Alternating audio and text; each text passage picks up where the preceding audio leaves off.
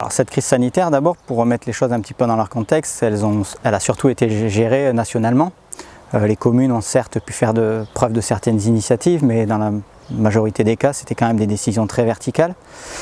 Donc ça, c'est un premier point. Il n'en demeure pas moins que localement, on pouvait faire quand même un certain nombre de choses. Pour nous, ce qu'elle a surtout fait, c'est qu'elle a confirmé en fait que les habitants étaient à même de prendre certaines décisions eux-mêmes, de s'autonomiser, et qu'ils avaient tout intérêt à le faire dans ce genre de circonstances.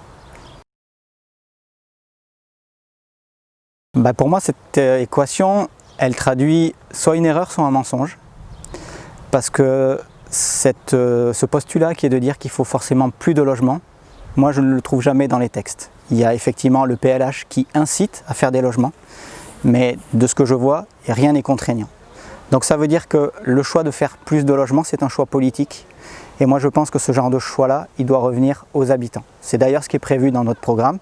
C'est un des sujets phares de notre programme qui était d'étudier comment éventuellement on pouvait limiter l'urbanisation justement pour l'intégrer au mieux, en fonction bien sûr des nouveaux arrivants, des enfants grandissants de la commune, mais aussi de la préservation du cadre de vie existant. Voilà un petit peu l'idée générale, c'était de dire c'est pas à nous de trancher, c'est aux habitants parce que c'est un sujet vraiment très important.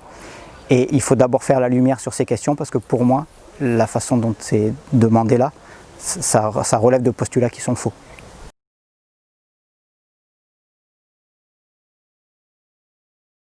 Rondres doit trouver sa juste place à l'équilibre de population, de financement qui est la sienne. Après, on a commencé à initier une réflexion sur cette communauté de communes parce que sa conception aussi pose un certain nombre de questions en termes de souveraineté, de respect de la volonté des communes.